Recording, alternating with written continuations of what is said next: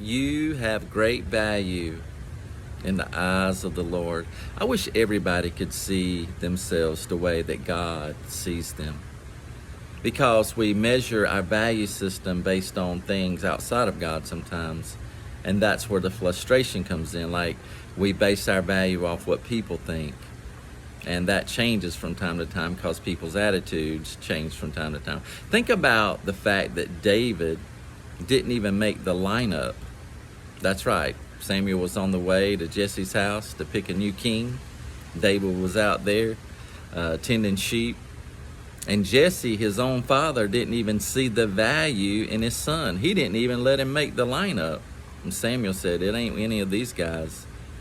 Jesse says, I have one more son, but he's out tending sheep. And Samuel said, well, I'm not even going to sit down until you go and get him, because that's the one God has chosen.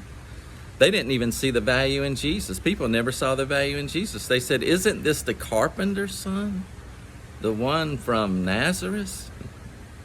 So we base things based off what people think, and then we base our value based off circumstances. Like, circumstances are subject to always change. So if we're in a good mood, then we value ourselves, and if we're not in a good mood and things aren't going well in our lives, then we don't value ourselves. Look at David. David was in a cave. That was his circumstance. He was in a cave running from Saul.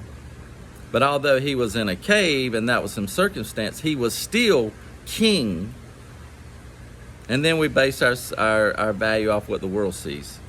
And the world sees value based off three things: appearance, performance, and status. In other words, if you look good, then people say, oh, they're handsome or they're pretty. So that's their value. Or performance, how well people perform at things, whether it's on a test or in athletics or whatever. And then status, and status really has to do with money. So if you got enough money, then people will accept you. So we look at our value system based off the world, the way they see us, the way people see us, and the circumstance we're in. But what we have to do is base our value off of how God sees us. And God always sees the end result. He does. He always sees the end result. God doesn't see me the way I was years ago. God sees me becoming who He's called me to be. God didn't look at David as an adulterer. He looked at David. He didn't look at David even as a man who herded sheep. He looked at David as a king. God didn't look at Moses as a murderer. He saw him as a leader of the people. Mary Magdalene wasn't looked at as a prostitute. She was looked at as the one who would anoint Jesus. The woman at the well wasn't looked at as a woman who had been married 5 times, and the one that she was with wasn't even her husband.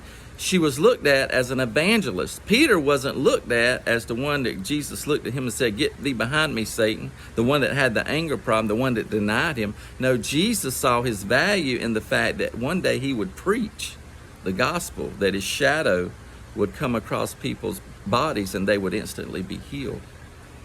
So we got to reevaluate our value, and our value is found in the Lord, not in people, not in circumstances. Because some of you are in tough circumstances right now and you don't see your value. You might be in a cave, but that don't mean you're not going to be a king. You might be in a cave, but that don't mean there's not a king on the inside of you. So if you're basing your value off people, off the world, off the current circumstance that you're in, realize that's not really who you are in Christ Jesus.